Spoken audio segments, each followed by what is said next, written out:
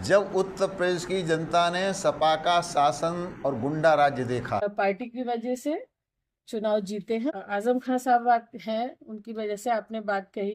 लोकसभा चुनाव का परिणाम आया तो सबसे ज्यादा चौंकाने वाले नतीजे रहे उत्तर प्रदेश से। उत्तर प्रदेश में इंडिया गठबंधन ने 80 में से 43 सीटें जीती।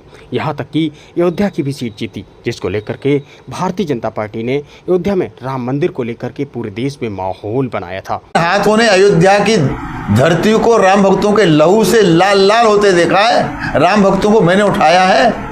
पर अब समाजवादी पार्टी के अंदर वर्चस्व की लड़ाई शुरू हो गई है। और जो आपने बात कही मुरादाबाद की या रामपुर की, तो आजम खान साहब कोई मुरादाबाद या रामपुर तक सीमित नेता नहीं है। वो पूरे प्रदेश के और पूरे देश के नेता हैं। और मुरादाबाद लोकसभा की सांसद रुचि वीरा ने रामपुर से जीते सपा सांसद पर सवाल खड़े कर दिए, क्योंकि वो एक राजनीतिक व्यक्ति नहीं है। ना मालूम कैसे किस तरह से वो चुनाव का टिकट मिला और चुनाव में जीत गए। मैं तो यही कहना चाहूंगी कि ये राजनीतिक जो इमेच्योरिटी है, अपरिपक्वता। और आजम खान को लेकर के भी बहुत कुछ कहा। साथ ही मुरादाबाद के पूर्व सांसद एसटी हसन पर भी बोला। अच्छा, आप मरवाद से चुनाव जीती हैं, आपका विरोध भी वहाँ पे बराबर हो रहा था। डॉक्टर एसटी हसन जो उनके समर्थकों ने भी आपका विरोध किया। पर कहा यह जा रहा था कि आजमगढ़ साहब ने आपको टिकट दिलाया था। वही रामपुर की बात करें, रामपुर में आजमगढ़ साहब ने सपा प्रत्याशी का विरोध किया था उनके समर्थकों ने, उसके बाद भी जीते। क्या कहेंगे दोनों सीटों को लेकर के? देखिए, मैं आपको बताऊं कि चाहे मैं चुनाव लड़ी हूं और चाहे यहाँ वाले कैंडिडेट चुनाव लड़े हों, हम एसटी हसन साहब कल भी भाई थे और आज भी भाई हैं। लेकिन चुनाव में तो नहीं दिखे आपके भाई। देखिए, उनमें दोनों ही समाजवादी पार्टी की वजह से चुनाव जीते हैं, पार्टी की वजह से।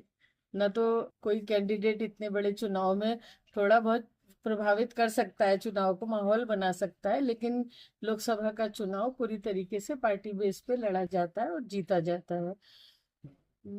जो हमारे आजम खान साहब नेता, तो आजम खान साहब कोई मुरादाबाद या रामपुर तक सीमित नेता नहीं है। वो पूरे प्रदेश के और पूरे देश के नेता है। और दूसरी बात ये है कि जो बात आप लोग कह रहे हैं कि जो यहाँ के कैंडिडेट के बारे में भी मुझे सुनने को मिला कि वो आजम साहब के बारे में कुछ बयानबाजी कर रहे हैं।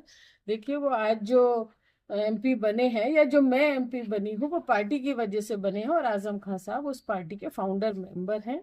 पार्टी को बनाने में और पार्टी को यहाँ तक पहुँचाने में उन्होंने अपनी खून पसीना से इस पार्टी को सींचा है। तो उनको भी धन्यवाद करना चाहिए। मेरी तरफ से मुबारकबाद है, वो भी एमपी बने हैं। लेकिन उन्हें ये नहीं भूलना चाहिए कि वो और पार्टी में आजम खान साहब का बहुत बड़ा कुर्बानी है। मैडम, कल जब महिबुल्लाह साहब जीते और उनसे एक सवाल किया गया कि आप क्या आजम खान साहब से मिलने जाएंगे, उनके घर पे मिलने जाएंगे, वो जेल में आप मिलने जाएंगे, तो उन्होंने कहा कि वो जेल नहीं है, सुधार गृह है, और सुधार गृह में जो है वो मिलने नहीं जाया जाता है, दुआएं की जाती हैं। इस पर आप क्या कहेंगी? कि मैं इसमें ज्यादा तो क्या कहूँ, लेकिन ये है कि वो उनकी परिपक्वता है, वो मुझे तो नजर आ रही है। क्या आप जीतने के बाद एसटी हसन साहब से मिलेंगी? देखिए, मैं अपने भाई बहन होने का फर्ज निभा सकती हूँ, उनको भाई होने का फर्ज उन्हें निभाना था, तो उन्होंने नहीं निभाया। आप ही कह रहे हैं। वहीं साक्षी महाराज उत्तर प्रदेश में समाजवादी पार्टी और इंडिया गठबंधन को मिली सफलता पर तंज कस रहे हैं। सपा में यही तो नारा लगता है, तो पत्रकारों पर हमले होते थे। आप पत्रकार हैं, पत्रकारों पर हमले होते थे।